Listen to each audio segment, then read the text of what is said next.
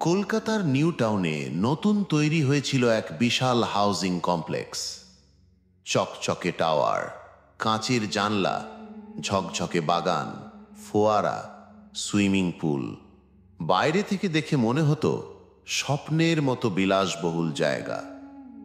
অর্ণব সেন, তার স্ত্রী মধুমিতা আর 6 বছরের মেয়ে সোহিনী মিলে এই কমপ্লেক্সের এক ফ্ল্যাটে উঠে এলো।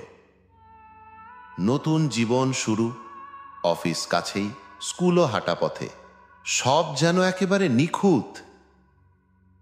কিন্তু আশ্চর্যের বিষয় ছিল, এই ফ্ল্যাটটা বারবার বিজ্ঞাপনে উঠত, আবার কিছুদিনের মধ্যেই অদৃশ্য হয়ে যেত।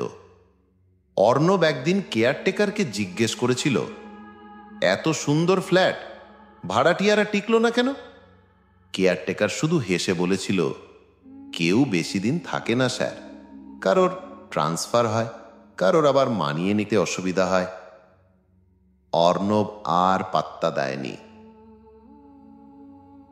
প্রথম কয়দিন সব স্বাভাবিকই চলল, কিন্তু 1 সপ্তাহের মাথায় অর্ণব হঠাৎ রাতে শুনল কোথাও থেকে ভেসে আসছে খিলখিল হাসি, শিশুর হাসি। তারপরেই মেঝেতে টুপটাপ দৌড়নোর শব্দ। সে ভেবেছিল হয়তো নতুন কোনো পরিবার এসেছে, কিন্তু পরের দিন লিফটে পাশের বাসিন্দার কাছ থেকে জানতে পারল এই ফ্লোরে তো কোনো বাচ্চাই নেই।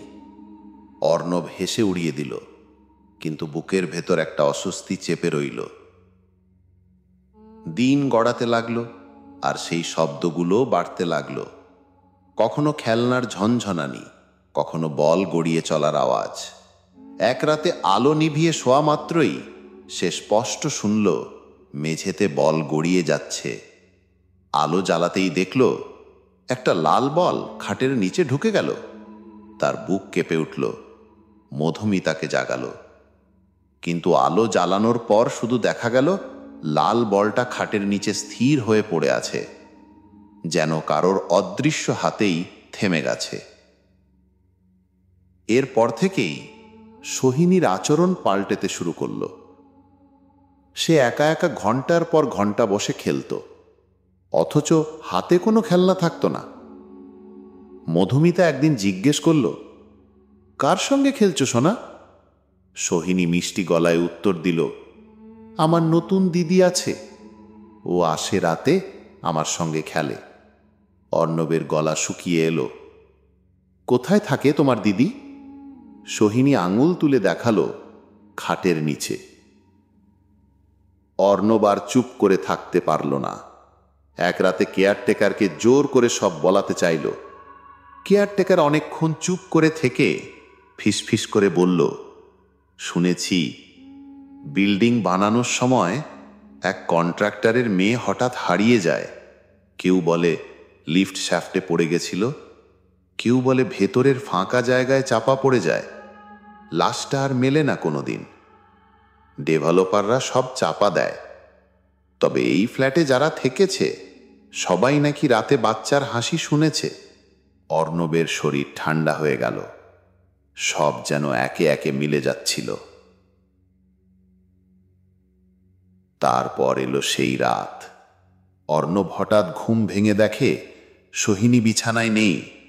সে লিভিং রুমে গিয়ে অবাক হয়ে দেখে মেয়েটি দাঁড়িয়ে আছে, আর তার সামনে এক অচেনা বাচ্চা। কালো গর্তের মতো চোখ, ঠোঁটে অস্বাভাবিক চওড়া হাসি, তীক্ষ্ণ দাঁতের শাড়ি। সে ফিসফিস করে বলল, ওকে আমি নিয়েই খেলব। অর্ণব ছুটে গিয়ে মেয়েকে টানতে চাইলে হঠাৎ পুরো ঘর অন্ধকার হয়ে গেল।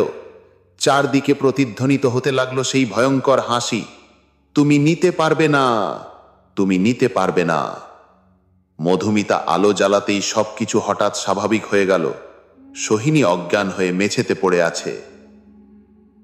ডাক্তার জানালেন বাচ্চা বেঁচে গেছে, কিন্তু ভীষণ মানসিক শকে আছে। তবুও অর্ণব জানত সব শেষ হয়নি, কারণ হাসপাতালের সাদা বিছানায় শুয়েও সোহিনী মাঝে মাঝে খিলখিল করে হাসছিল আর ফিসফিস করে বলছিল, আমার দিদি আবার আসবে, ও আমায় ছাড়বে না।